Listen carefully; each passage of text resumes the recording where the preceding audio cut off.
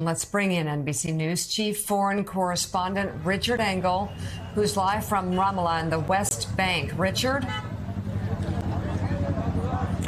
So there have been more clashes here today. They have been relatively small, but there was a protest in this city, which is a Palestinian-run city on the West Bank, in favor of Hamas. People were saying that Hamas's military wing, Ezzedine al-Qassam, should carry out more strikes. It was in solidarity with Hamas and with the people in the Gaza Strip.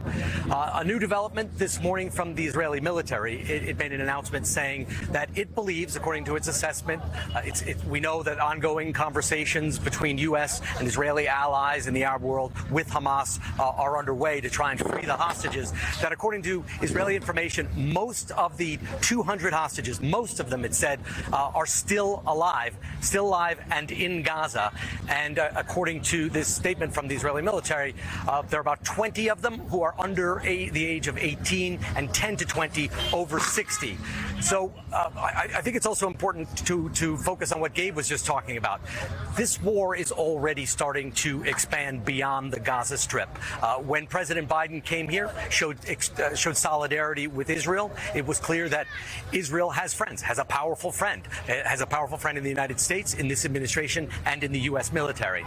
And now it seems that Hamas is showing that it has friends, and Iran is starting to activate its allies, its proxies across the region, from the Houthis in Iran to Shia militias in Iraq and in Syria. Hezbollah in the north. So both sides have their allies, and the United States has mobilized, and it seems like Iran is mobilizing now through its allies, its proxies. So Richard, gauge for us, if you can, from what you're seeing on the ground, what you've been hearing while talking to sources and reporting, the level of tension in the West Bank. The level of tension in the West Bank is high. There is a sense here that things could escalate dramatically within hours if the Israeli troops, or perhaps it's a matter of when, Israeli troops go into the Gaza Strip. These are angry demonstrations. They are threatening demonstrations. They are telling the world, they're telling the Palestinian people that Hamas should keep going. But if the Israeli troops cross that Rubicon, go into Gaza, we could see things dramatically escalate here and absolutely escalate in Lebanon. I think the one place to watch really is Lebanon. So far, we have not heard from the leader of Hezbollah, Hassan Nasrallah. We've heard from other lower-level officials. But if we start to see Hassan Nasrallah on television making a speech, I think it means we are entering into a new phase.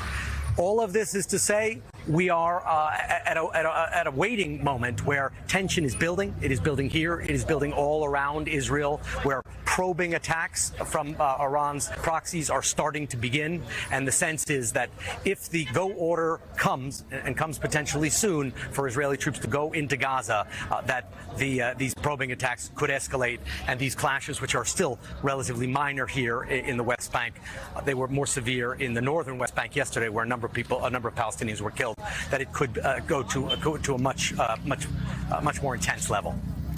Yeah, Richard, we've been talking about how the focus in Israel, certainly politically, has been more on the West Bank than Gaza over the past several years. Benjamin Netanyahu pushing and encouraging new settlements that move into Palestinian areas.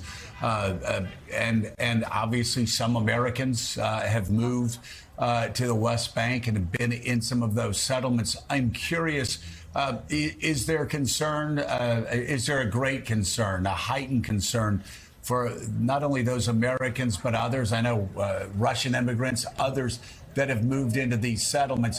Is there a grave concern that these settlers could be endangered as well?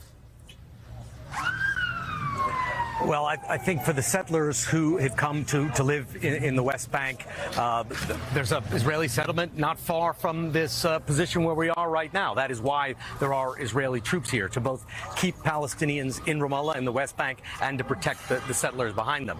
They are always at a degree of risk, but if things escalate, yes, certainly those communities would be even more at risk.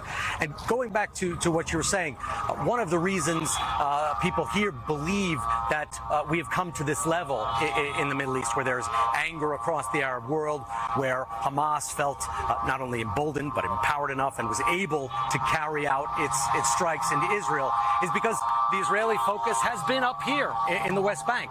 That the government that Netanyahu has put together is very much in favor of the settlers. A lot of troops have been deployed up in this area to protect the settlers. And if you speak to Israelis, many will say that Israel took its eye off the ball in the south.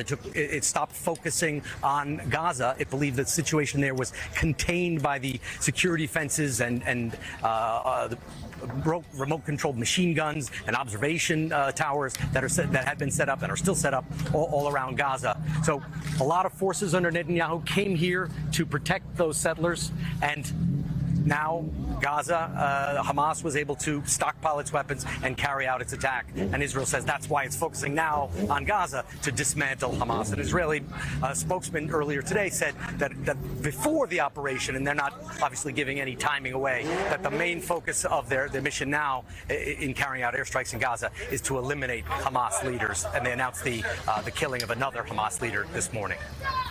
All right. NBC News Chief Foreign Correspondent Richard Engel, thank you very much. Thank you so much, Richard. Richard, of course, reporting from Ramallah on the West Bank. Greatly appreciate it, Richard. Please do your best to stay safe.